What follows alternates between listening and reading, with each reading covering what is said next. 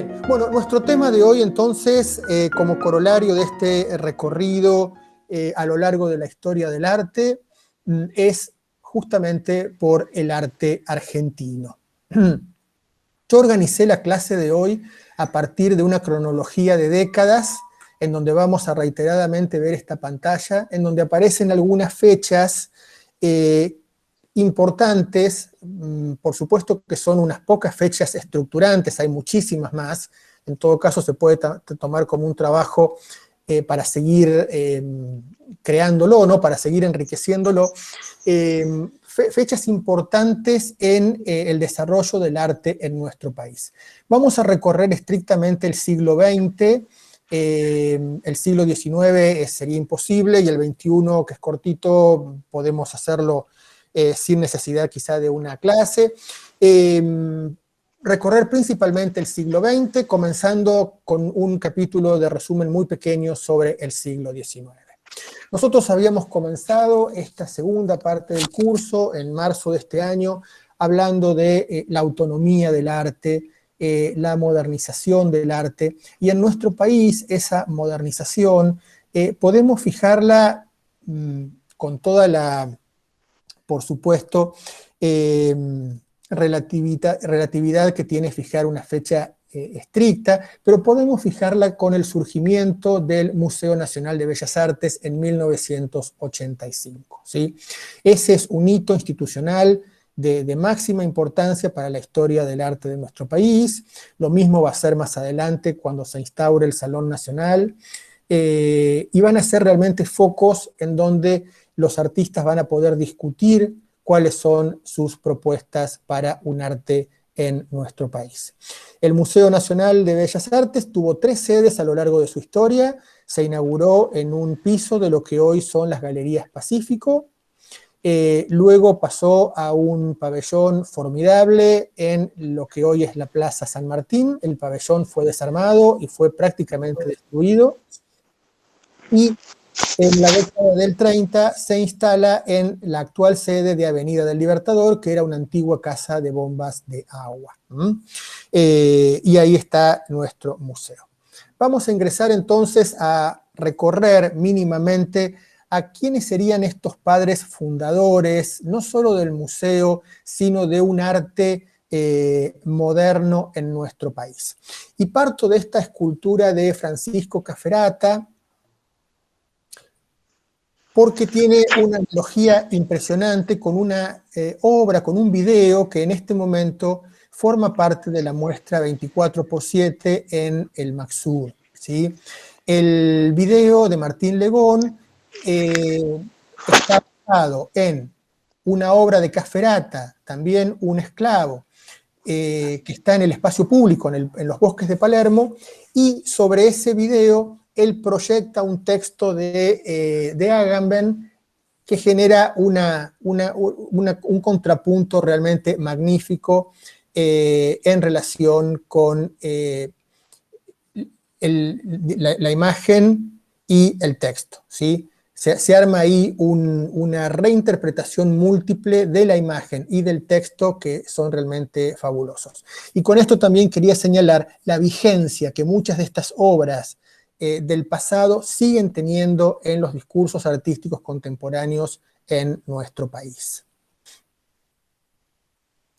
Ya en algún momento habíamos visto también esta obra de Reinaldo Giudici, una obra que podríamos ponerla como... Sí. No se están viendo las imágenes. Yo por lo pronto tengo, a mí me sigue apareciendo arte argentino. No cambia nada y lo veo chiquito. Como que no está ampliado el PowerPoint. Igual. Sí, bueno. Entonces... Igual. Cambiando las imágenes. Recién ahora. Ahora sí. La de Giudici, pero ahora sí. Chiquito. Yo también la estaba viendo, sí. Bueno. Pero en pequeña. En pequeño, bueno.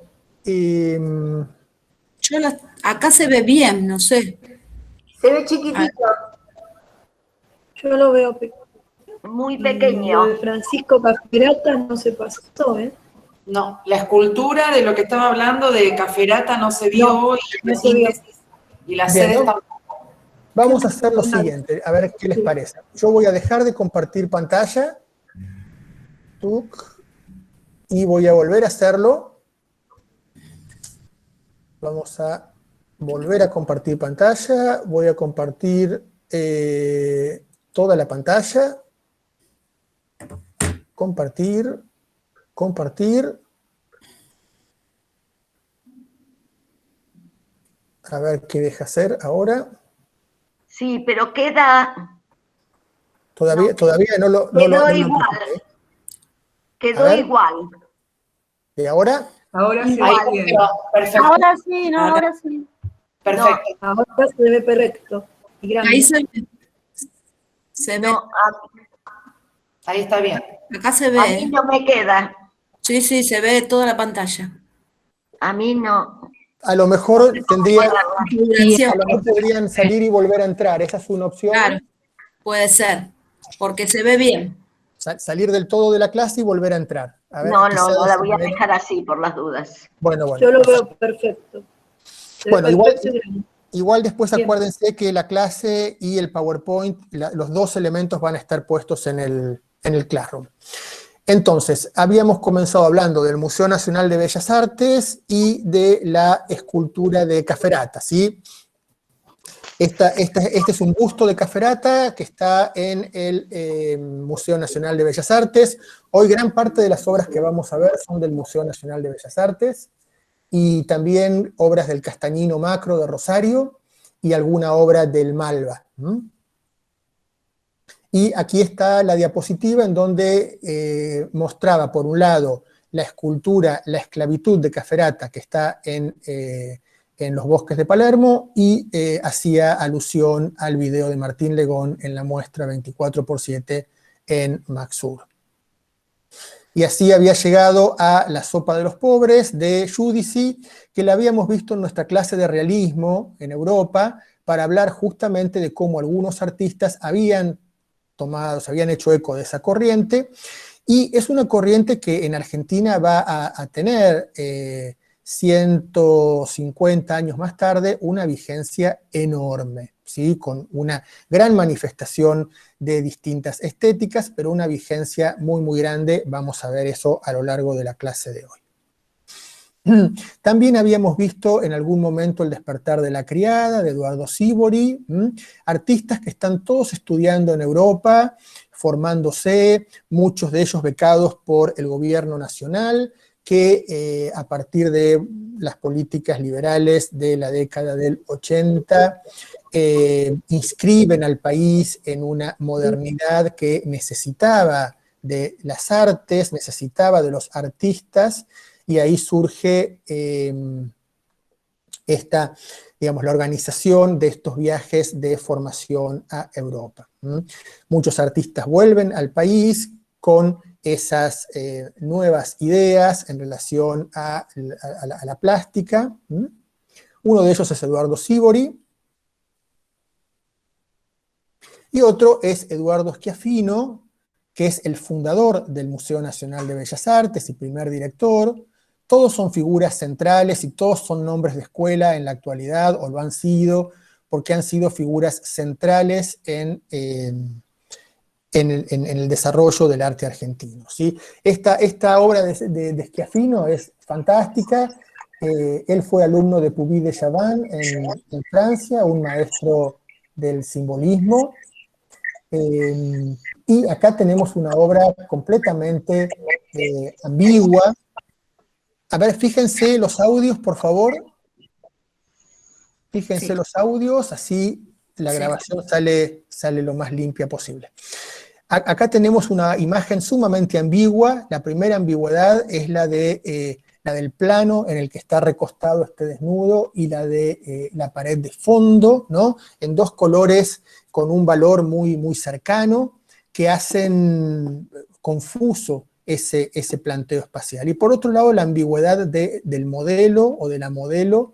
No podemos a ciencia cierta dilucidar si se trata de un varón, si se trata de una mujer, y podemos pensar sí en el hermafrodita del Louvre, ¿no? Esa escultura famosísima de la época helenística, que seguramente Schiaffino había visitado en París. De hecho, esta pintura está realizada durante su estadía en París.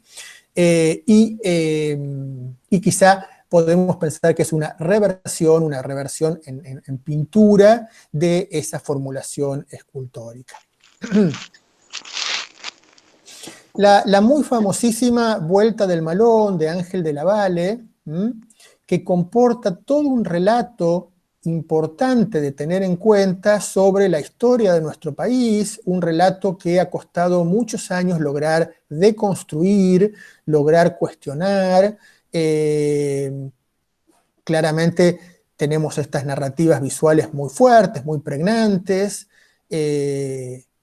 Acá evidentemente los indios son los malos que raptan a chicas blancas, y es una imagen que también va a ser retomada a lo largo de la historia del arte por una gran cantidad de artistas de modo crítico.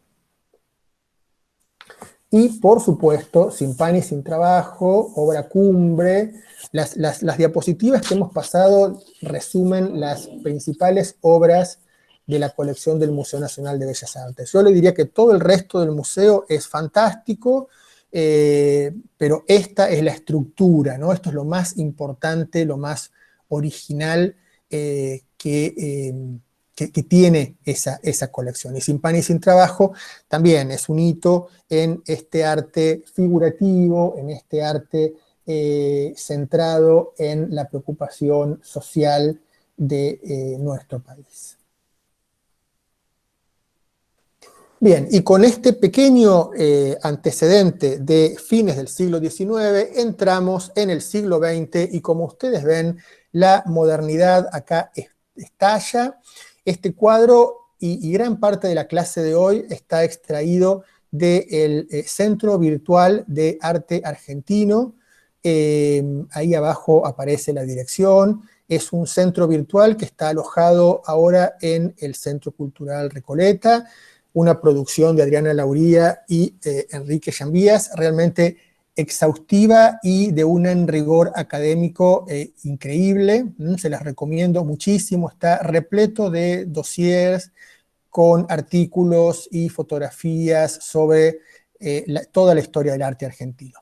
Y ellos plantean en el comienzo del siglo XX esta cronología, fíjense ustedes, sumamente exhaustiva, sumamente densa, que de algún modo divide la figuración de la abstracción y del arte conceptual, ¿no? Como si dijéramos tres grandes conjuntos: figuración, abstracción y conceptualismo. Nosotros vamos a recorrer algunos de ellos.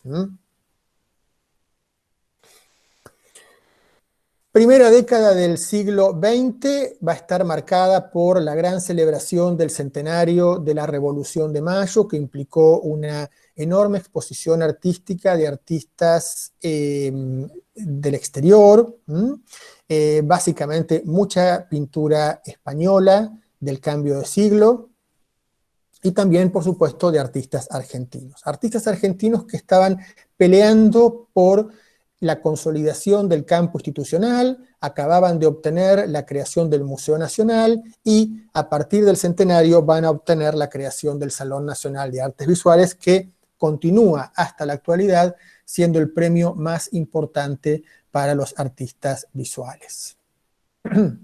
Se crean además las academias. Habíamos hablado en la clase pasada de la importancia de las academias para la formación artística.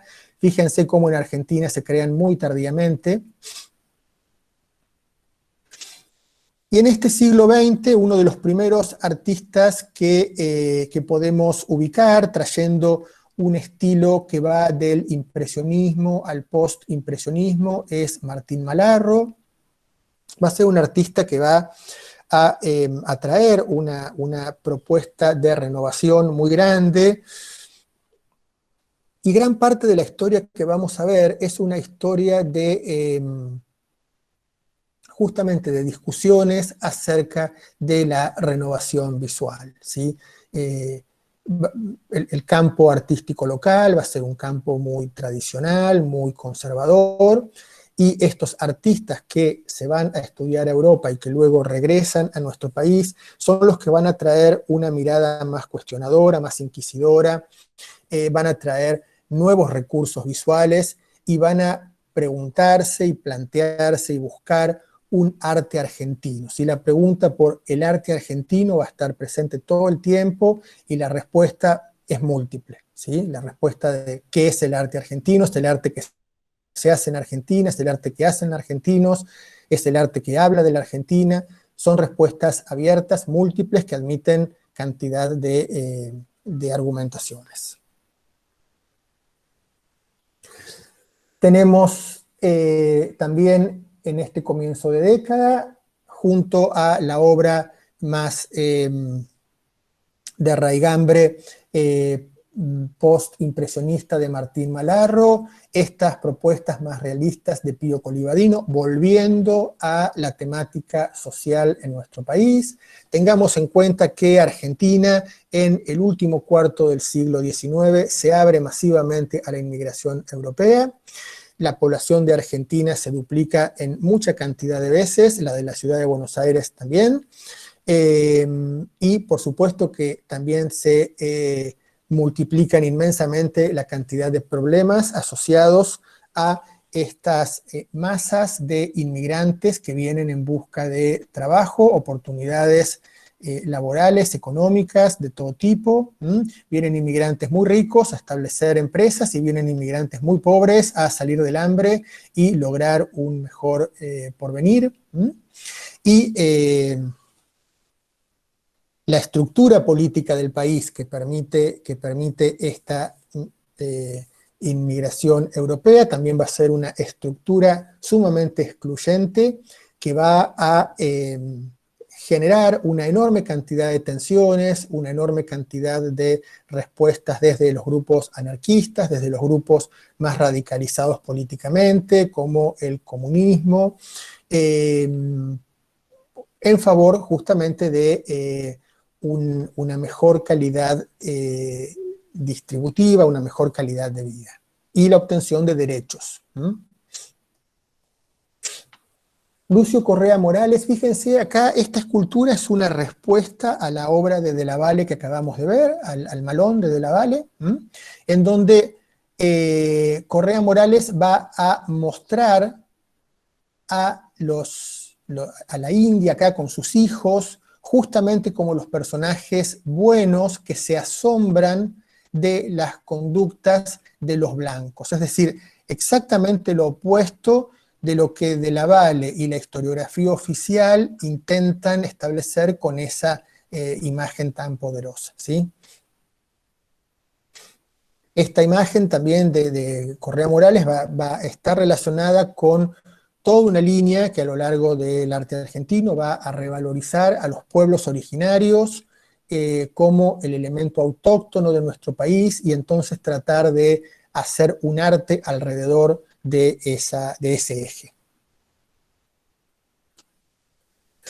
Y artistas muy conocidos como como Cesario Bernaldo de Quirós, artistas también que van a ser deudores de las vanguardias europeas, en realidad de los movimientos anteriores a las vanguardias europeas de fines del siglo XIX, el impresionismo y el postimpresionismo.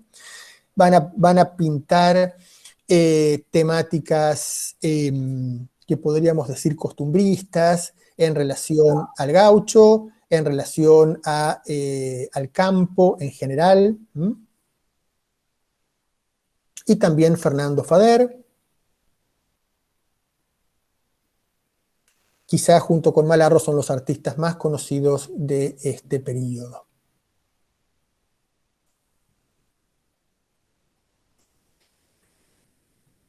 En la década siguiente tenemos dos grandes grupos que se organizan, dos grupos realmente extraordinarios de la historia del arte de nuestro país, el grupo de artistas del pueblo y el grupo de artistas de la Boca. Los artistas del pueblo son artistas radicalizados políticamente, que van a trabajar en favor de la reivindicación de los derechos de los obreros. Pensemos un país fabril, un país que está cubriéndose de fábricas, un país que está también mecanizando el trabajo agrario, ¿sí? Modernizándose, un país agroexportador, y en ese contexto la desigualdad y la falta de derechos de los trabajadores es notable, y este grupo de artistas del pueblo va a dar testimonio a través de su arte de estas realidades. Facio de Becker, fíjense acá, que plantea una escena dentro de un conventillo. Es un velorio lo que está mostrando, pero básicamente es mostrar la realidad de la vida dentro de un conventillo, ese lugar al cual primeramente van a ser ubicadas estas grandes oleadas inmigratorias que vienen de Europa. La obra de Adolfo Belloc. Estos artistas van a trabajar en una multiplicidad de medios, pero fundamentalmente van a trabajar el grabado porque es un arte múltiple y es un arte mucho más económico que puede circular con mucha mayor facilidad que la obra de arte única. Gran parte de su producción también va a estar vinculada con publicaciones, revistas, periódicos, afiches de propaganda. La xilografía es el grabado sobre papel, el grabado a partir de un taco de madera, sobre papel. Y acá tenemos una imagen que connota a una ilustración de el Martín Fierro, ya convirtiéndose para esta época en el poema nacional. La obra de José Arato. Esta obra es interesantísima porque es un grabado sobre chapa. Fíjense ustedes que parece un relieve realmente. Tiene una volumetría muy, muy interesante y plantea 3 núcleos de escenas costumbristas dentro de la clase trabajadora.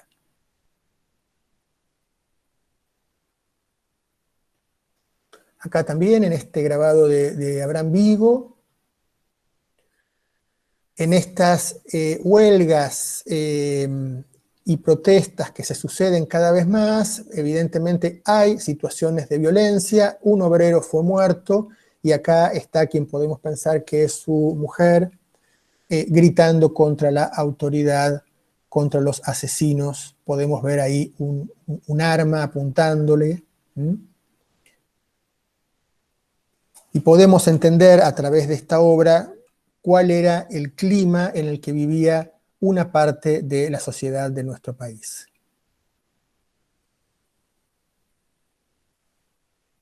Y Riganelli, que era el escultor del grupo, con esta imagen clásica de la maternidad, hace como un cierre, ¿no?, de los valores que estos artistas ubican en este grupo de trabajadores, de inmigrantes, de obreros y de las luchas que encarnan. Y en relación a la Boca, por supuesto, la figura central es Benito Quinquela Martín, un artista de una proyección internacional muy temprana, y que dio de algún modo lugar a una enorme visualización del conjunto de artistas que tenían como característica trabajar, tener su estudio en el barrio de La Boca, frente al puerto o en las cercanías del puerto. Cada uno tenía un estilo bastante personal, pero los temas de La Boca eran los temas más recurrentes de sus composiciones. No formaban en sí mismos cuando decimos artistas de La Boca nos estamos refiriendo a estas personas, pero que no formaban un grupo de la forma que sí lo hacían los artistas del pueblo, sino que eran artistas que compartían intereses, compartían puntos de vista, compartían un territorio, pero no necesariamente una estética. Sí eran artistas figurativos, claramente, Quinquela, un artista que permanentemente va a recurrir a los mismos temas. Es increíble todo lo que logra ver dentro de lo mismo, dentro del conjunto de las mismas cosas, y cómo logra plasmar en telas caracterizadas por una enorme fuerza en la pincelada, por una enorme fuerza en la materia, jugando muy bien con el colorido para armar diferentes climas, diferentes contrastes que van de la exaltación, ¿no?, por el trabajo, por la luminosidad, hasta la complejidad en relación a la noche, la niebla, la dificultad.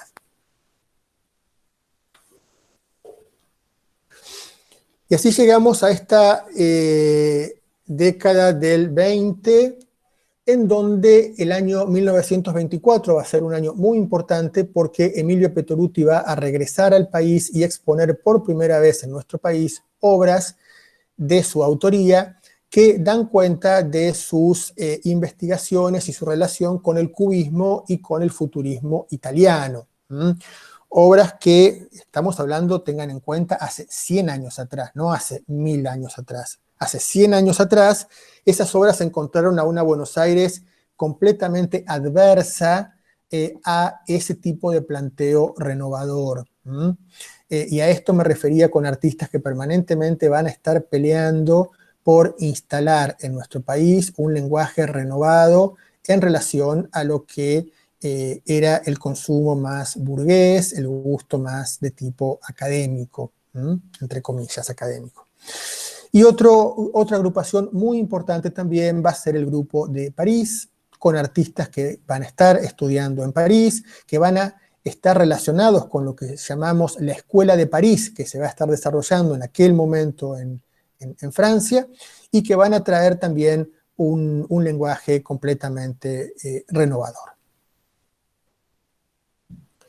Aquí tenemos la obra de Petoruti, una obra con claras reminiscencias cubistas en la fragmentación de la imagen, en la aparición del collage. Una obra extraordinaria, una obra propia por otro lado, ¿no? Propia en el sentido de que no es una copia simplemente de lo que hacen o lo que hacían los cubistas, sino realmente con aportes propios, algo muy similar a lo que vimos con los artistas modernistas en la clase pasada en Brasil. Y esta obra con una influencia mayor del futurismo italiano en cuanto a, al movimiento, en cuanto a también la forma de tratamiento de la imagen, los colores. Pero básicamente también lo que plantea esta obra es una abstracción, ¿sí? Es la primera vez que en nuestro país se va a exponer una obra de arte cercana a la abstracción.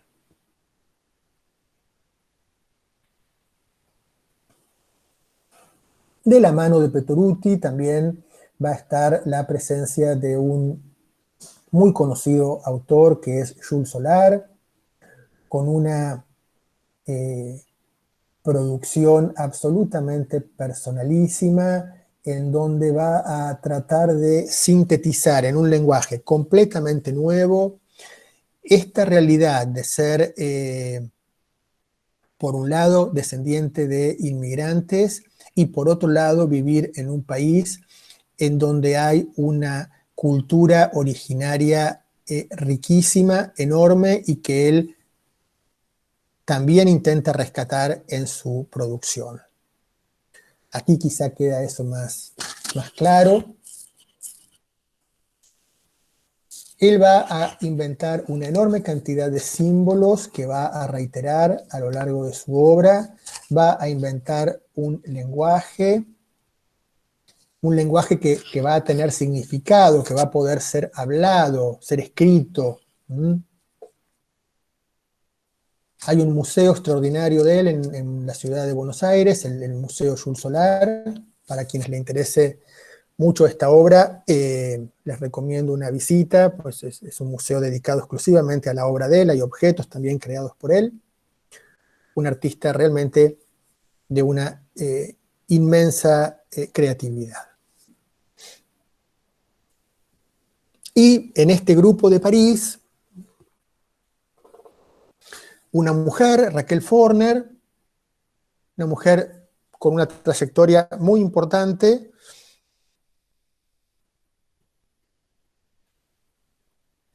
podemos verla en primera persona, por supuesto, aquí de pie, junto a ese globo sangrante. Es una obra que está hecha durante la Segunda Guerra Mundial, y también más atrás aparece retratada junto a su marido, a Bigatti, un escultor también de esta corriente renovadora. Estos artistas lo que van a proponer, en sintonía justamente con la Escuela de París, es una vuelta al orden en cuanto a la figuración, ¿sí? Una figuración más clásica, una figuración que sin desconocer todo lo que propusieron las vanguardias, va a tomar algún elemento que da cuenta justamente de ese reconocimiento, pero va a volver a un planteo de trabajo más figurativo, más clásico, más organizado espacialmente, después de lo que ha sido la experiencia de no una, sino de 2 guerras mundiales, y toda la convulsión, evidentemente, que eso ha causado. Ella da cuenta del dolor en muchas de sus producciones, el dolor de la Guerra Civil Española, el dolor de la Segunda Guerra. Esta es una imagen que tiene una referencia muy grande a lo religioso, en cuanto a esa iconografía de Jesús atado a la columna, y también la iconografía del paño de la Verónica, en el que aparece grabada el rostro de Jesús. Toma esa iconografía religiosa muy tradicional y muy todavía vigente en el medio en esa época, y la transforma en este retablo del dolor, también en el medio de la guerra.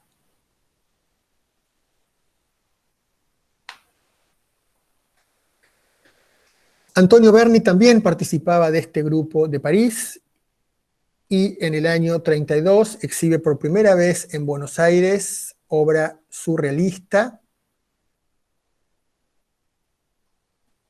Esta es el momento en el que se pinta el mural de Siqueiros que vimos en la clase pasada y que está en el Museo de la Casa Rosada, y que también, cuando los museos reabran, les recomiendo enormemente la visita.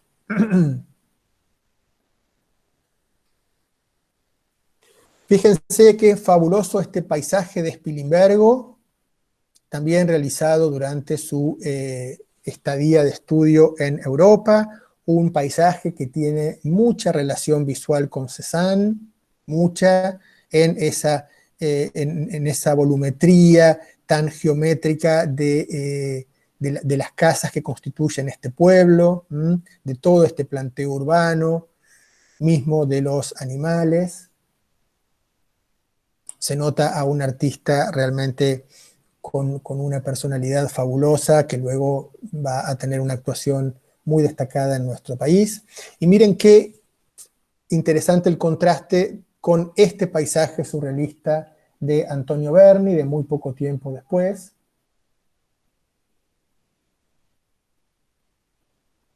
El surrealismo va a atravesar toda la obra de Berni, solo que en esta primera etapa, en este primer conjunto de obras que expone en Argentina, hay un surrealismo, digamos, muy evidente, que muy fácilmente lo podemos relacionar desde el punto de vista visual con las vanguardias europeas, ¿no es cierto? Luego el surrealismo va a meterse en la obra de él de otro modo. Vamos a ver bastante Berni hoy, porque claramente es uno de los, digamos, más importantes artistas de nuestro país. Y acá lo tenemos muy a continuación de ese primer planteo surrealista que trae de Europa, en relación a una producción extraordinaria, sin precedentes, que tiene que ver con la realidad social de nuestro país. Este es el cuadro manifestación que está en el Malva, en el Museo de Arte Latinoamericano de Buenos Aires.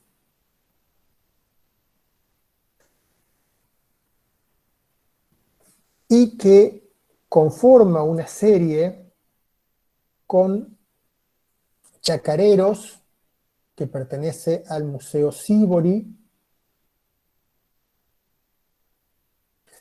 Hay también mucho en esta época de Berni de la obra de Chirico, ¿sí? Es deudora de esa obra metafísica italiana de Giorgio de Chirico. Los personajes aparecen con una volumetría prácticamente escultórica, tridimensional, fuerte. No son personajes débiles como son los personajes de los artistas del pueblo, que en general van a ser personajes que van a dar cuenta en el cuerpo del sufrimiento, del dolor y de los padecimientos.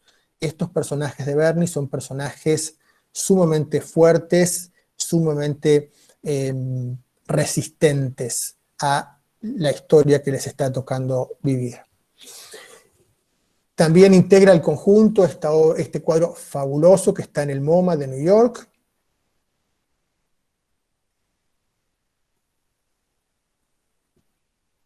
Claramente mostramos a que digamos, nosotros que sabemos que Berni va a concluir con la obra de Juanito Laguna, acá ya podemos ir viendo toda esa génesis de acercamiento a este sector de la sociedad, esta sensibilidad puesta en la captación de las problemáticas, de las individualidades, de las expresiones, de los deseos, que después va a terminar en esa obra fantástica. Y también en ese periodo, en relación a lo popular, pero con otra estética completamente distinta, aparece la pintura inigualable de Gramajo Gutiérrez.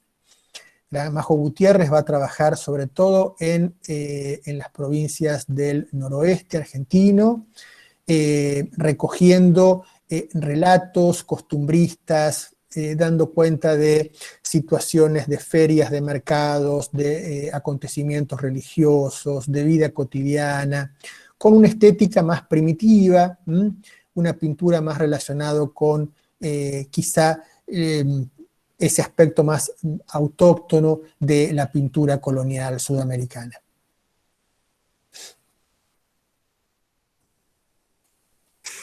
Y así llegamos a la década del 40, en donde se va a producir un punto de inflexión enorme, desde el punto de vista artístico y visual para todo lo que hemos venido viendo hasta ahora, y que básicamente va a ser la irrupción con mucha fuerza de los planteos geométricos. Va a haber tres agrupaciones o tres movimientos. La primera es la Asociación Arte Concreto Invención, de la cual prontamente se va a desprender el grupo Madí, y de donde se va a desprender muy prontamente Raúl Loza con el perceptismo. Van a ser grupos que van a estar permanentemente en contacto, permanentemente también en discusión, y cada uno va a ir separándose a partir de radicalizar de alguna manera su propuesta estética.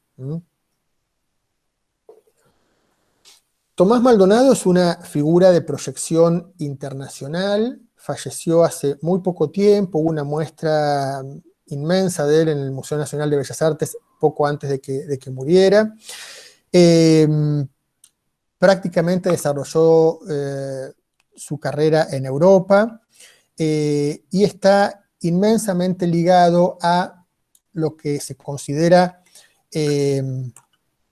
la sucesión de la Bauhaus, que fue la escuela de Ulm en Alemania, una escuela de diseño que va a reabrirse después de la guerra con los ideales puestos en aquella Bauhaus que había sido cerrada por el nazismo en 1933, ¿sí? Como vemos, el planteo de arte concreto e invención es justamente un arte geométrico, un arte no figurativo, no representacional, no hay ninguna representación, justamente hay una invención de algo concreto que es estos planos de color dispuestos en la obra, ¿sí? Ustedes quizás estén pensando en Mondrian, en el neoplasticismo, estén pensando en el constructivismo ruso, en el suprematismo ruso. Está muy bien todo eso porque esta corriente justamente está en relación con todas esas propuestas, se va a diferenciar, como, digamos, y por eso van a ir separándose entre ellos, porque van a aparecer sutilezas que van a generar distintos cambios. En ese grupo se inscribe la escultura de Ennio Yomi de esta época, en donde justamente la modernidad es dejar de considerar a la escultura como una masa de material, ¿no? Como un volumen inmenso, pesado, que va a organizar el espacio, y pasar a trabajar con la espacialidad, reemplazar esa masa, volumen, por la espacialidad. Y acá la espacialidad la presenta a partir de un conjunto de varillas que no van a estar organizadas caóticamente. Todo el arte constructivo es un arte sumamente racional, sumamente calculado, en donde se estudian las leyes de la visualidad, en donde se aplican. Si ustedes continúan todas estas líneas al infinito, van a encontrar conexiones.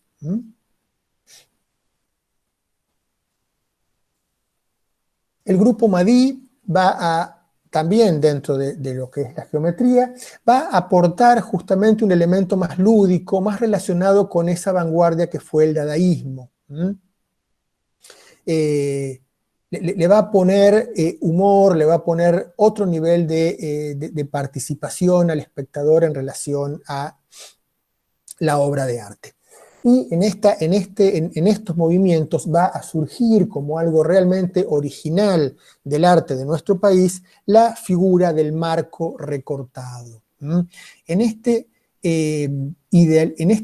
búsqueda de que el cuadro no sea una ventana a través de la cual yo veo un paisaje, un retrato o lo que sea, sino que sea algo concreto, que sea un objeto, estos artistas van a proponer recortar ese marco, ¿no? Sacarlo de ese cuadrado, rectángulo que se asemeja a la ventana, y van a objetualizarlo en el sentido de darle una forma corpórea, siempre geométrica.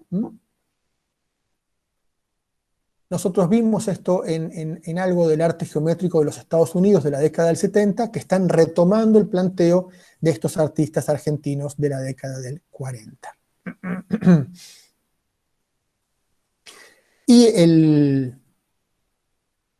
el fundador del Madí, que es Gyula Kosice, un artista sumamente prolífico y fabuloso, en la década del 60 va a comenzar a trabajar con agua y con planteos lumínicos. También en Buenos Aires hay un museo de Gyula Kosice que vale la pena visitarlo. Es un museo al que hay que reservar un turno desde siempre, no por la pandemia, para ir a visitarlo, porque te recibe una guía y recorres lo que fue la casa de él, y está sumamente bien armado y uno puede comprender bien las etapas de la obra de Gyula Kosice.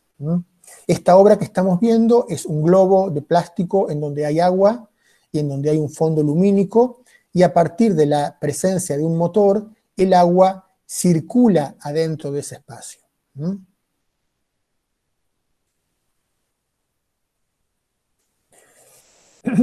Y, digamos, la última separación que se produce en este conjunto de geométricos es la de Raúl Loza,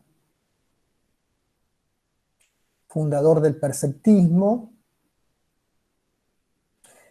Y es muy interesante poder ver los bosquejos preparatorios de las pinturas de loza, en donde todas las líneas que nosotros acá no estamos viendo aparecen proyectadas y cruzándose en el espacio y generando las tres formas que él va a seleccionar con un plano de color neto, sin gradientes, en un espacio siempre también monocromo.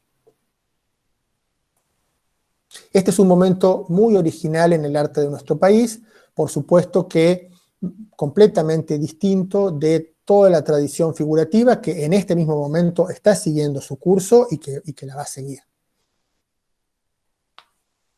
¿Tenemos algunas preguntas, Mabel? Sí, algunas, hay comentarios, no sé si ellos quieren ir haciéndolos o te las voy preguntando yo. Preguntas, haceme vos si querés y dejamos comentarios para Al final. el final. No tengo mucha idea del tiempo, y así que Claro. discúlpenme, Sí, hago de son cuenta que no tenemos tiempo sí. fijo hoy y seguimos con la clase, sí. Acá Matilde nos pregunta quién era el autor de la obra Alejandro Schul. Es Jules Solar. Schul Solar. Claro, Jules Solar es el apodo de él, el nombre de él es Alejandro. Alejandro. Laura nos preguntaba que en Manifestación de Berni, ¿qué características se ven si es del surrealismo? Digamos, la característica surrealista que uno puede ir encontrando en la obra ya no surrealista de Berni, es decir, en la obra posterior, es justamente la captación que él tiene de la realidad. Él tiene una captación de la realidad muy particular, muy fina, y que entra a ese mundo gracias al surrealismo, ¿no? Gracias a ponerse de algún modo en un costado de la realidad objetiva y poder ingresar por otro lado. Eso es lo que aparece como una característica en la obra posterior. O sea, tenemos una primera obra que es explícitamente surrealista, que va a ser un periodo muy acotado, pero hay una mirada de la realidad en él que es surrealista en el sentido de lo que logra ver, de lo que logra componer. Claro, Ángela dice, las obras surrealistas de Berni no son bastante metafísicas. Sí, son muy metafísicas. También lo metafísico va a aparecer en esas obras de la década del 30, de algún modo. Esas obras metafísicas remiten justamente a la obra de Giorgio de Chirico, y él ahí hace una combinación, ¿no?, entre las obras, entre lo metafísico de Chirico y el surrealismo. Claro. Acá nos pregunta Sandra, ¿cuál es la técnica del aguatinta? El aguatinta es un grabado que se puede realizar una sola copia porque tiene un tratamiento que no es posible reproducirlo. Ah, perfecto. Acá hay otra pregunta, ahí te digo. Gyula Choice nace y desarrolla su obra en Argentina. No, Kosice nace en Eslovenia, viene prontamente a nuestro país y desarrolla su obra acá en Argentina. Sí, es un artista 100% argentino, más allá de que no haya nacido en Argentina. Matilde también nos preguntaba que en 1947 Raúl Loza, ¿cuál fue su obra de 1947? La obra de Loza es esta. La obra de Loza, ustedes vieron esta obra y si se la acuerdan, vieron todos los Loza. Porque justamente su obra tiene un lenguaje muy personal, muy único, y que tiene que ver con fondos lisos en donde se recortan un par de figuras dispuestas en el espacio. Esas figuras siempre van a tener los ángulos rectos, los ángulos bien filosos. Perfecto. Bueno, no hay otra pregunta. Bueno, avanzamos entonces. Estamos en la década del 50. En Buenos Aires se va a fundar el Museo de Arte Moderno, que ahora está ubicado en el barrio de San Telmo, en la calle San Juan. y va a haber dos grandes grupos que estéticamente van a ser opuestos. Uno va a ser el movimiento informalista, que va a trabajar con la abstracción y con elementos de descarte, con elementos absolutamente ajenos al mundo del arte. Y por otro lado, el grupo Espartaco, un grupo figurativo, combativo políticamente, que va a ser el continuador de estos grupos, como habíamos visto los artistas del pueblo, como podríamos interpretar algunas de las producciones de Berni, en relación a los derechos del trabajador, la exaltación del trabajador, y va a tener una estética monumentalista, en donde el trabajador y el obrero van a ser vistos como grandes héroes. Por supuesto que va a tener una deuda con el realismo social ruso de la década del 30 y posterior. Sumamente interesantes estos dos grupos.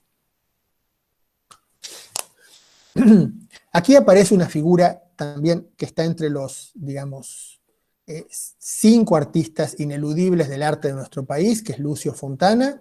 Lucio Fontana es un artista de Rosario que va a desarrollar parte de su carrera en Europa, con un planteo, va a tener una primera parte sumamente figurativa, y luego va a cambiar a una estética completamente abstracta. Va a ser el primer artista que va a realizar instalaciones lumínicas. Y acá, en esta serie que se va a llamar genéricamente Concepto Espacial, en la serie del concepto espacial va a trabajar con distintas propuestas y con distintas materialidades. Esto que estamos viendo acá es una tela que ha sido perforada.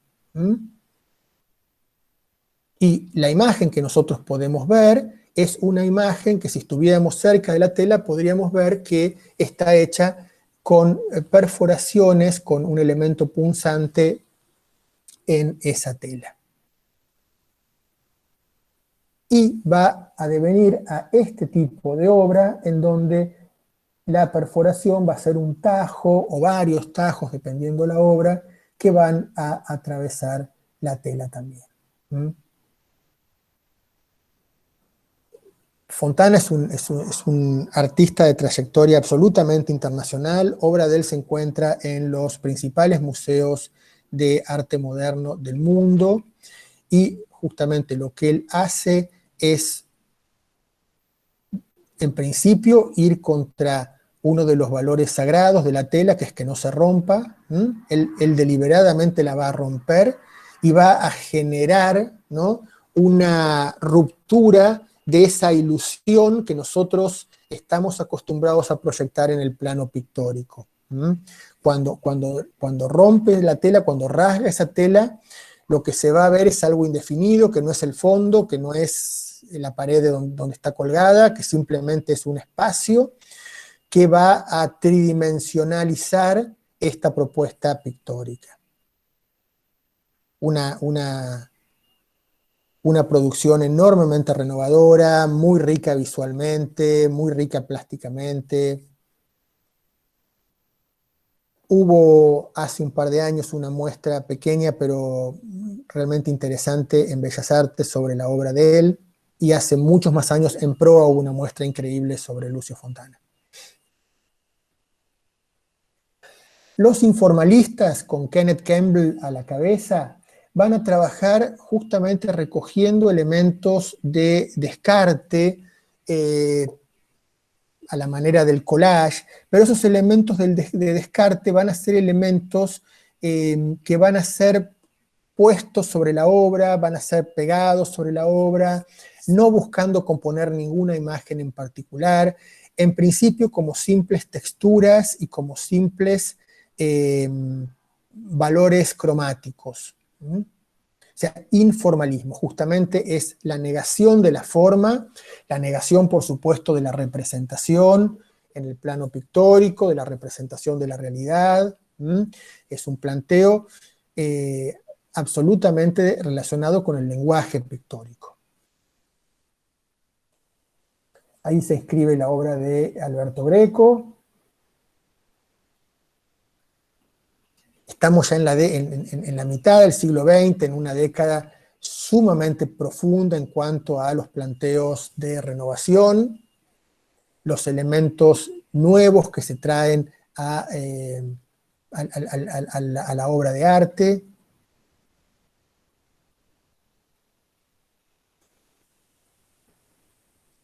Y también una época en donde va a aparecer esto que se denominó la geometría sensible,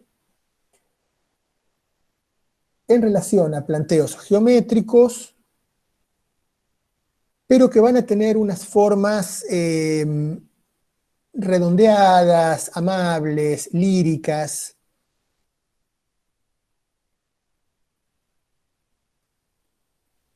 Va a ser muy importante el color en estas geometrías, además de la forma geométrica, por supuesto, pero fíjense que es una obra que, siendo geométrica, no está en un campo, diríamos, ortodoxo de la geometría dura de los constructivos de la década anterior. Ahí tenemos a Fernández Muro y tenemos también a Sara Grillo. Es una pintura que plantea visualidad, ¿sí? No hay otra búsqueda detrás, es simplemente color, es simplemente forma, un color amable, una forma agradable visualmente, con alguna carga emotiva que se puede transmitir a pesar justamente de la frialdad o rigurosidad con la que uno puede asociar más habitualmente a la geometría. Y acá viene la obra de Carpani, en este movimiento espartaco, en este grupo espartaco. Ya podemos ver digamos, en la monumentalidad de esas manos, en esa fuerza, también en la enormidad de esas cadenas que lo aprietan, esa capacidad de lucha, esa capacidad de confrontación con el poder establecido, que va a marcar evidentemente parte de la década del 60 y la década del 70 en nuestro país, una década sumamente violenta. Y también dentro de ese grupo aparece la obra de Juan Manuel Sánchez, que tiene un rigor geométrico también, aunque es sumamente figurativo. No dejan de ser acá volúmenes geométricos y líneas horizontales y verticales que se utilizan para la creación de esta imagen.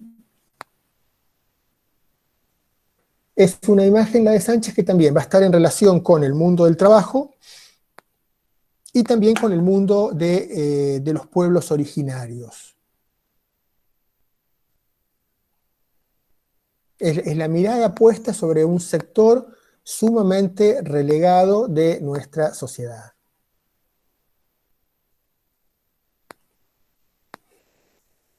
Y así llegamos a la década del 60, famosísima década del 60, una década en donde uno se puede quedar solamente ahí, analizando las cosas que han sucedido, porque han sido muchas, porque han sido muy trascendentes y porque todavía tienen vigencias. La famosa época del DITELA, del Instituto DITELA, que se va a inscribir justamente como un espacio institucional de gran renovación, junto en esta época con lo que venía siendo la gestión de Jorge Romero Brest en el Museo Nacional de Bellas Artes, que después de casi 60 años va a abrir el museo a los planteos renovadores de la contemporaneidad. Y aquí encontramos al otro Berni, al Berni de Juanito Laguna y de Ramona, el Berni que va a obtener el premio de la Bienal de Venecia de dibujo y grabado, con estas obras que estamos viendo acá.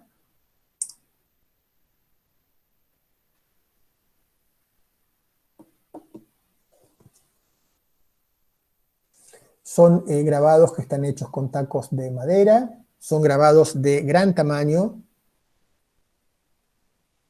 cuando uno los ve, perfectamente entiende por qué ganó el premio de la Bienal de Venecia. Plantea la realidad de Juanito, un personaje inventado, un personaje completamente marginal, que va a ser el representante, digamos, simbólico de esta inmigración urbana, la inmigración que desde el interior va a venir a la capital federal y va a poblar lo que se va a denominar a partir de 1957 las villas miseria.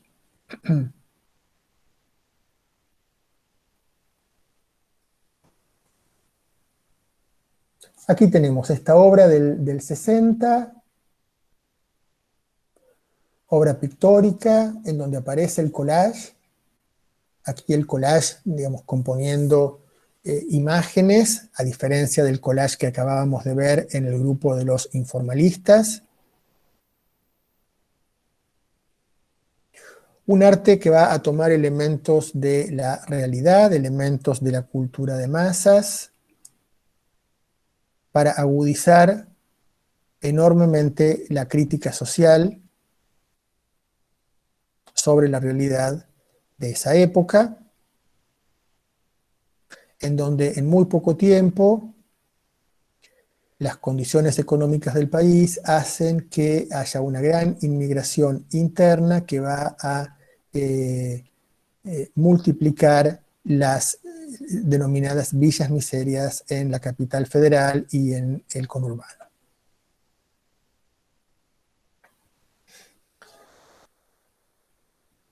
Y esta es la pesadilla de los justos. Perdón, me quedó afuera, me quedó también incompleto el título. Es la pesadilla de los injustos, perdón, que se llama la obra, en donde aparecen los demonios que torturan, digamos, que de algún modo son los responsables de la realidad de Juanito Laguna, y que son los que lo atormentan.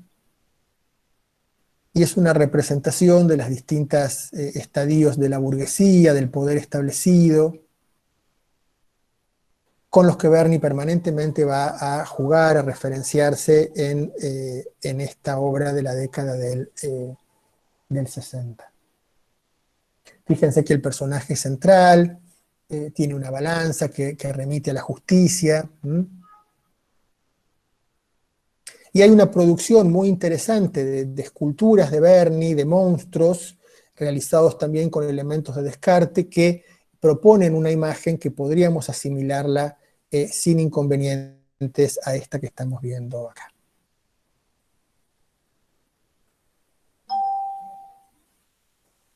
En esa época también va a aparecer lo que se llamó el grupo de la nueva figuración, que van a proponer, bueno, exactamente eso, una nueva figuración, una figuración que dé cuenta de un nuevo lenguaje, unas nuevas búsquedas,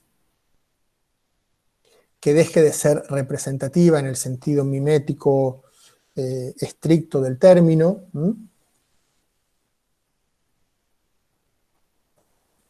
en donde Machó es su principal exponente, junto con Ernesto Deira,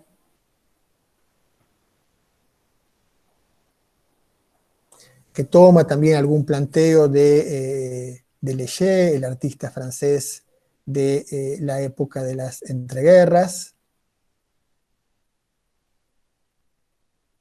Es una imagen muy nueva, ¿no? Muy rupturista, muy poco complaciente, muy inquietante.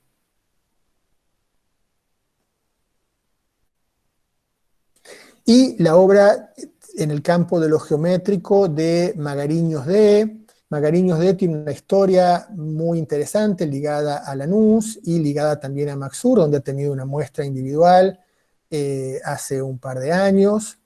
Y en esta década del 60, de la llegada del hombre a la luna, justamente Magariños D es un artista que va a estar muy vinculado con las preocupaciones de la física, de la astronomía, de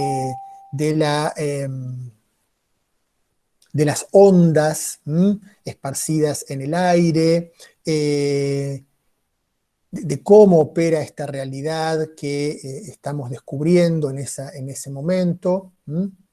Y acá este planteo geométrico va a justamente tomar como referencia la línea y el punto que va a estar marcado con un elemento tridimensional, que va a estar aplicado, si ustedes lo buscan, generando un ritmo en la obra, y la tensión va a ser entre esa figuración y ese enorme plano blanco, vacío, que ocupa gran parte de la obra. Es la época inicial de Julio Leparc, seguramente un artista muy, muy conocido también. Es la época en la que se funda en París lo que se llama el GRAV, el Grupo de Investigación en Artes Visuales, donde van a trabajar con la geometría, con los planteos cinéticos, es decir, de obra que tenga movimiento. Van a trabajar con la luz.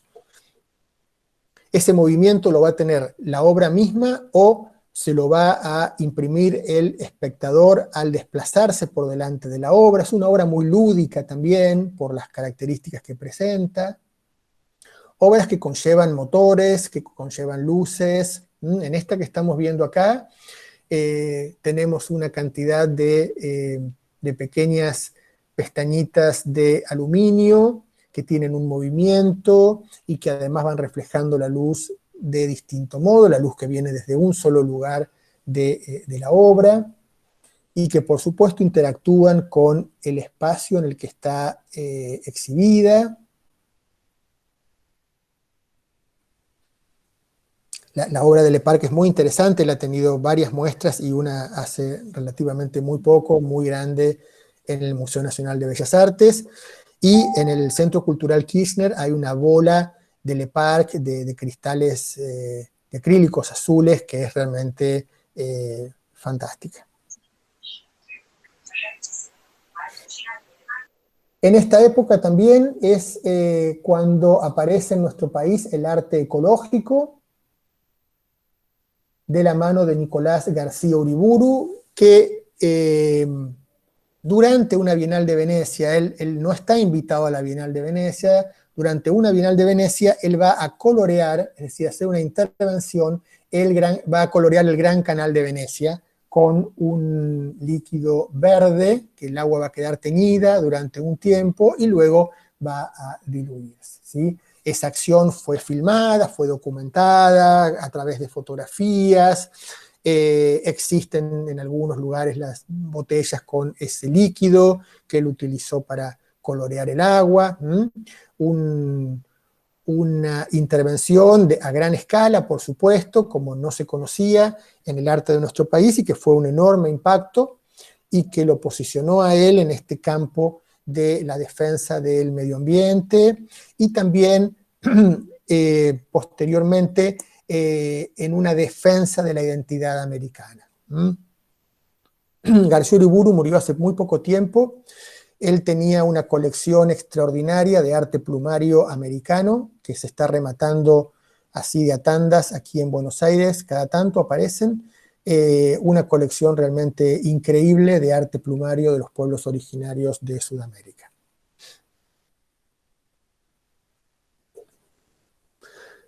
Una obra de un periodo de gran renovación, de gran ruptura, esta década del 60, y esta obra de algún modo surrealista de Eisenberg me parece un buen ejemplo de eso.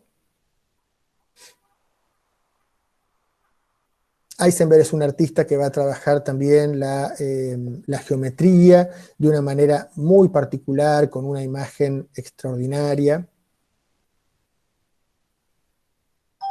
La aparición con mucha fuerza del arte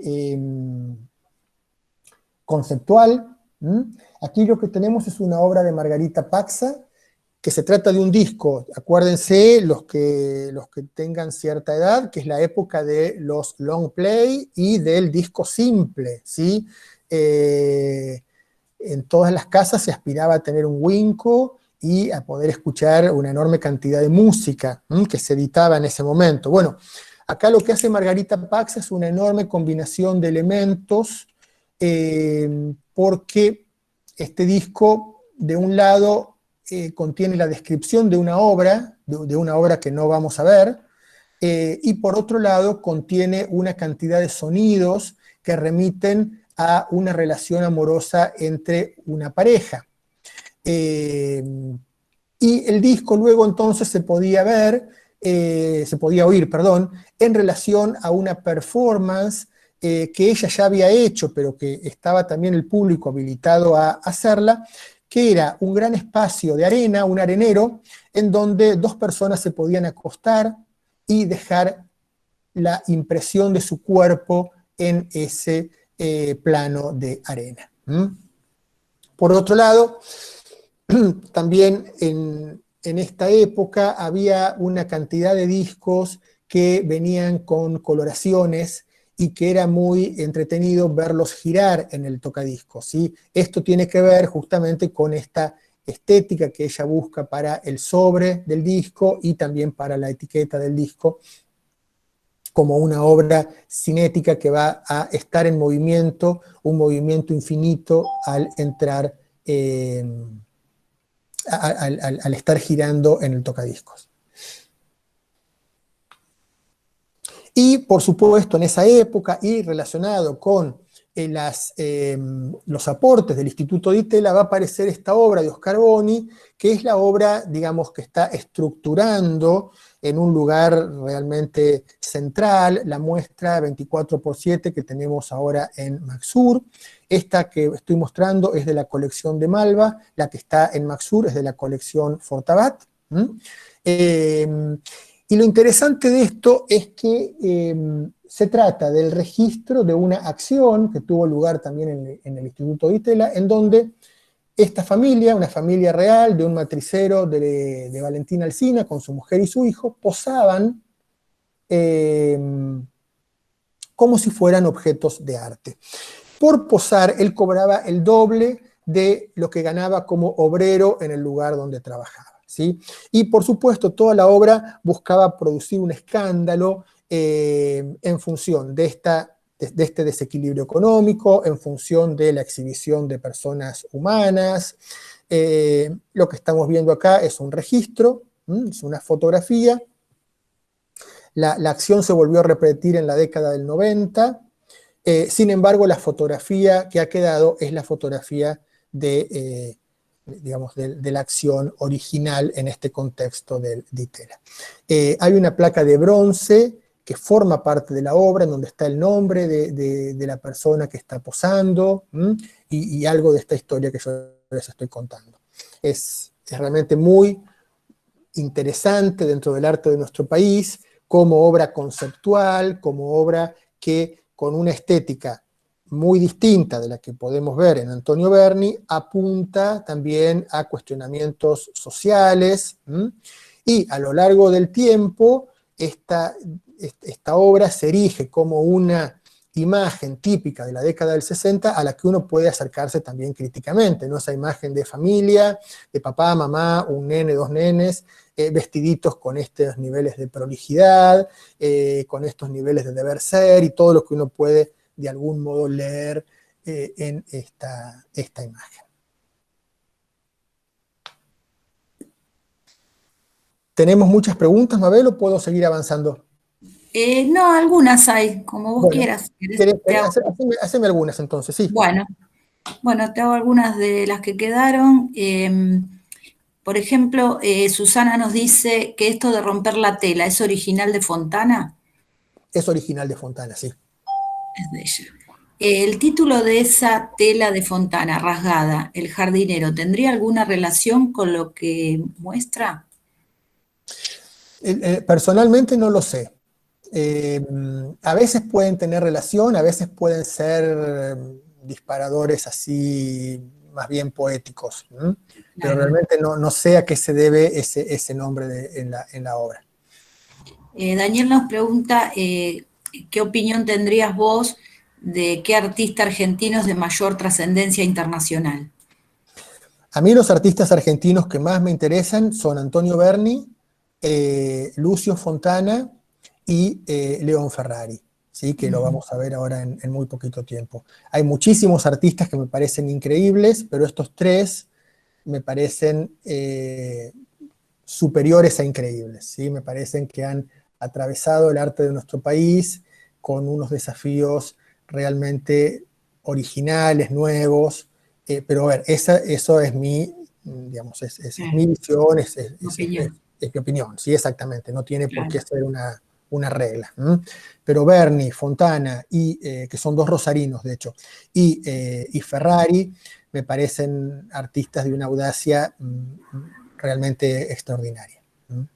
Perfecto. Acá nos dice Jorgelina que Berni decía que lo que el hombre descarta, el arte lo recupera. Sí, perfecto. Acá dice Libero Badi, ¿en qué movimiento se lo ubica con su obra siniestra? Si vos... Badi va a ser integrante del grupo de París, va a estar en esa época y va a seguir trabajando hasta la década del 60, va a tener distintos momentos de producción. La obra de él no está muy recuperada. Gran parte de su obra la había comprado el Banco Francés y había un museo en Belgrano que la exhibía, pero no era un museo muy fácil de entrar, salvo en la noche de los museos. Mira. Acá dice, ¿sería lo que le llaman disco de vinilo a la obra de Margarita? Sí, era un disco de vinilo, exactamente, un disco de pasta negra que se rayaba de nada y que se compraba en las disquerías, que había disquerías en toda la ciudad, en todo el país. ¿La obra de Paxa se podría oír mientras se veía? Sí, se suponía que la obra de Paxa había que escucharla mientras uno estaba en esa, presenciando esa instalación o participando de esa acción. Claro. Acá las fotos que estamos viendo de García Uriburu, ¿son fotos coloreadas o es una foto realista del canal? Son fotos, lo que estamos viendo es un grabado en donde aparecen las 4 fotos juntas, no son 4 fotos independientes, es una sola obra en donde aparecen grabadas estas 4 intervenciones que él hizo en distintos lugares. Es una obra que está en Malva, me parece, la que tomé, sí, creo que es de Malva la que tomé. Si no, en Malva y en Bellas Artes hay obra de García Uriburu para poder ver. Te hago una más que dice, Laura, si podrías relacionar las obras de Boni, La familia obrera, con acciones de artistas de Sierra, del artista Sierra. Si se relacionan una obra con otra. De Sierra, no sé cuál es el artista Sierra. Perdona, Alejandro, el que le paga a gente para hacer intervenciones o para tatuarles los cuerpos, como que contrata gente y les paga. Yo lo relacioné con esta obra que comentaste de Boni, Genial. que le pagaron. Genial, sí, a ver, hay toda una relación que uno puede hacer en relación a la utilización de personas vivas o muertas en relación al arte, ¿sí? Y esta relación puede ir desde la exhibición de cráneos mapuches en los museos antropológicos, la exhibición de momias egipcias, la exhibición de gente viva africana en los contextos de las kermés de diversión de París de fin de siglo, la acción de Boni y esta acción que estás contando vos, de gente que pone el cuerpo para ser tatuada, o también de una artista francesa que se llama Orlan, que ella misma va modificando su propio cuerpo como una obra de arte, se va incrustando cosas en la cara. Hay toda una línea ahí que se puede trabajar en relación al lugar que ocupa el cuerpo en la obra de arte, y no la representación del cuerpo, sino el cuerpo real de la persona. Hay toda una línea, hay mucha gente, hay muchos curadores que trabajan el concepto del cuerpo, también en este sentido y en el sentido de cómo el cuerpo es representado, los cánones, bueno, cantidad de cosas que pueden ir por ese lado. Bueno, preguntas no hay más. Bueno, seguimos con la década del 70, una década sumamente compleja por los niveles de violencia que va a haber en nuestro país. Es el momento en el que se instaura la última dictadura cívico-militar. Y por un lado tenemos, desde el mundo del arte conceptual, el abordaje de la identidad nacional y de la identidad territorial, ¿no? Como en la obra de Grippo, bueno, a través del trabajo con papas, ¿sí? La papa es el gran aporte alimentario que América le hace a Europa, en principio, y al mundo, por extensión. Y Grippo va a trabajar la energía que tiene la papa, que acá la podemos ver con unos cables que miden esa energía real, pero evidentemente esto tiene un trasfondo simbólico, que es medir la energía que América tiene, la aportación que América puede hacer a partir de sus propias características. Una obra muy, muy interesante, la obra de Grippo, por esta identidad local a partir de un lenguaje conceptual. Esta obra de Leopoldo Mahler, una obra fabulosa, es una máquina de escribir real, una máquina de escribir de la década del, digamos, 50, 40, 50, en donde el artista en el rodillo, a partir del cual se pasaba la hoja para poder escribir, él va a instalar un mechero, y la máquina va a estar conectada a un suministro de gas, para reemplazar ese papel por una llama, y de un modo bastante literal, dar cuenta del fuego, del ardor, de esos textos, de esa lucha escrita, de esas ideologías que se están discutiendo. Este es un homenaje que él hace a la gente del diario El Día de La Plata, en un contexto de luchas políticas muy, muy fuerte en nuestro país. Y aquí traje dos autores principalmente, que son Carlos Alonso primero y León Ferrari después, porque son dos autores cuyos hijos fueron desaparecidos por la dictadura cívico-militar, en Paloma, la hija de Carlos Alonso, y Ariel, el hijo de León Ferrari, y van a ser artistas que en tiempo real van a denunciar los abusos de la dictadura y denunciar a, digamos, esta clase media argentina, en donde estábamos todos nosotros seguramente, que no va a reaccionar o no va a dar cuenta o va a dudar o cuestionar de las atrocidades que el régimen militar estaba llevando a cabo. ¿Sí? Son obras, por supuesto, muy fuertes. Esta, fíjense que es una reconstrucción de una instalación en el Museo Nacional de Bellas Artes. No requiere mayor explicación lo que plantea la obra.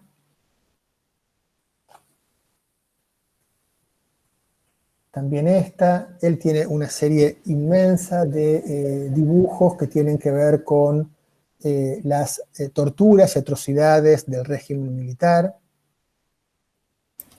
Perdón, en el 2019 se hizo la muestra en el Museo Nacional de Bellas Artes porque cumplía los 90 años. Ah, fue por los 90 años de él, claro. Ahora tiene 92. Y ahí se reconstruyó esta... Exacto, estaban todas las instalaciones y toda la obra de él. Gracias. Y el otro artista es León Ferrari, que va a utilizar... León Ferrari tiene una producción muy, muy grande de obra, muy diversa. Esta que estoy trayendo yo acá es una obra que muy explícitamente se relaciona con este momento político y con la enorme crítica que él hace a las instituciones y en particular a la Iglesia Católica, lo cual le va a significar una enorme cantidad de censura en el plano local. y el que venía desarrollando históricamente una obra en relación a la escritura, utilizando la escritura como elemento plástico, va a trabajar con publicaciones de la época, a las que va a intervenir,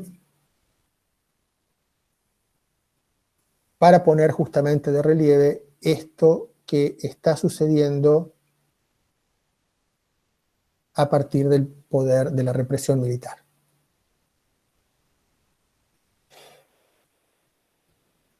Él es autor de las tapas de El Nunca Más, que fue apareciendo en el diario Página 12 en el año 95, y esas 46 reproducciones forman una obra.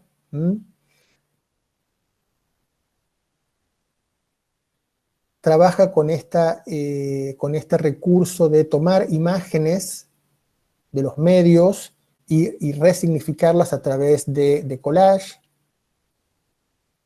Tiene una obra que yo se las recomiendo inmensamente por la inteligencia, por la agudeza que tiene. León Ferrari es hijo de Augusto Ferrari, un artista que también trabajó en Argentina y que trabajó en pintura mural religiosa.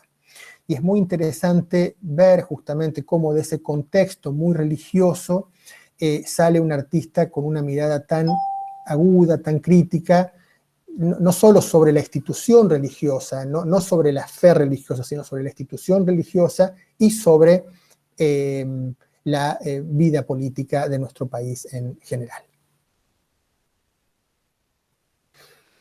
Bien, y así llegamos a la década de la recuperación de la democracia, en donde va a aparecer actores nuevos, básicamente el famoso ICI, que después se llamó y se llama todavía el CECEBA, el Centro Cultural Español en Buenos Aires, y también la Galería de Arte del Centro Cultural Rojas, que todavía está en la calle Corrientes y Junín.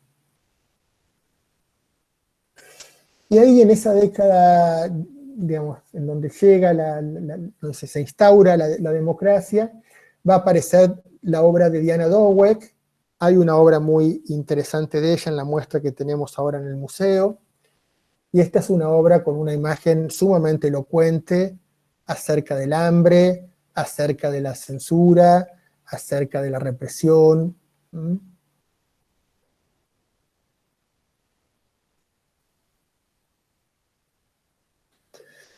En otro plano completamente distinto, en este plano del grupo Babel, aparece una reversión de los planteos geométricos que habíamos visto que habían tenido un historial muy importante en la historia de nuestro país. Acá vuelven a aparecer, con una relectura, por supuesto, y alrededor de la figura de Gumier Mayer, en el Rojas, y dando inicio a la década de los 90, aparece toda una producción completamente nueva que va a estar caracterizada por la utilización de elementos comunes, corrientes, banales, de mucho ready-made que va a ser resignificado, reforzado, en distinto tipo de ensambladuras. Fíjense que hay una lectura nueva de ese marco recortado de los geométricos de la década del 40, pero acá ese recorte va a estar plagado de ondulaciones, plagado de un cromatismo que tiene una fuerza completamente distinta a aquella. También hubo una muestra en el Museo Fortabat muy importante, revisando la producción alrededor del Centro Cultural Rojas, y hay publicaciones nuevas, algunas bastante controvertidas, que tienen que ver con revisar este periodo de la historia del arte. Y ahí aparece la figura de Pablo Suárez. Ven, esta es una pintura en la cual está adosado un elemento tridimensional en donde aparecen pequeños objetitos que se podían encontrar en esos todo por 2 pesos.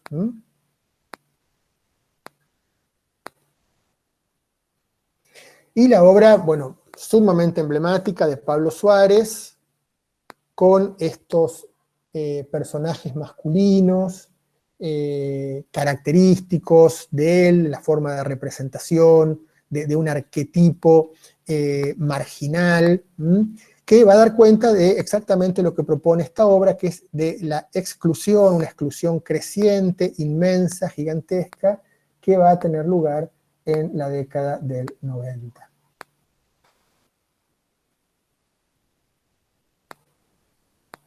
Que es el fin de nuestro recorrido.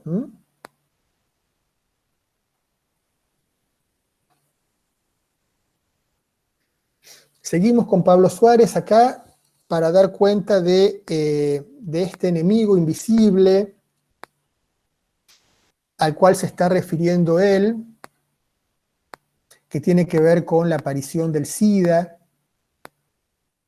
La aparición del SIDA ya había sucedido en la década del 80, pero en nuestro país con mucha fuerza sucedió en la década del 90. Y esta es una obra emblemática de ese periodo, es una fotografía de Alejandro Curopatua. Podríamos decir que es un autorretrato, porque es el artista el que está aquí fotografiado. Y la pastilla verde es el inicio, o sea, refiere al inicio de los cócteles de drogas que siguen siendo la única forma de tratamiento que hay para el VIH y SIDA, y que cambiaron radicalmente la realidad de esta enfermedad cuando aparecieron. Y esta enfermedad, que es una enfermedad que en general se sigue llevando en solitario, pero mucho más en esta época se llevaba absolutamente en solitario, acá lo que hace el artista es darle visibilidad. ¿Sí? Es una obra emblemática del periodo, de la situación, de este tema en nuestro país.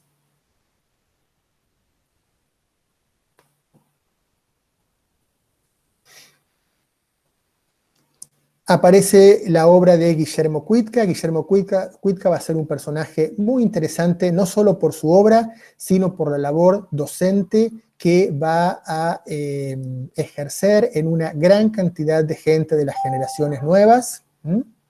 Aquí tenemos una instalación en donde él une la cama, que considera el elemento más íntimo, y el mapa, que considera el elemento más externo, más, digamos, alejado de la intimidad, y él organiza estas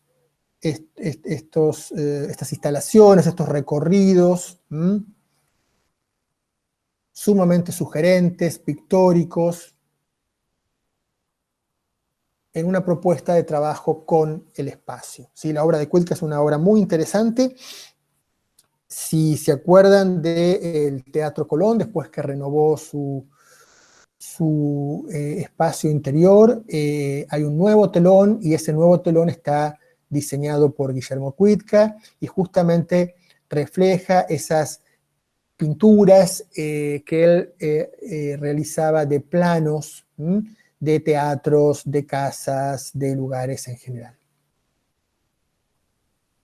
Y la década del 90 con el hiperrealismo, con este realismo más realista que la propia realidad, en donde aparecen los arquetipos que van a caracterizar ese periodo, y que para nada están desaparecidos. Es un periodo muy reciente de nuestra historia.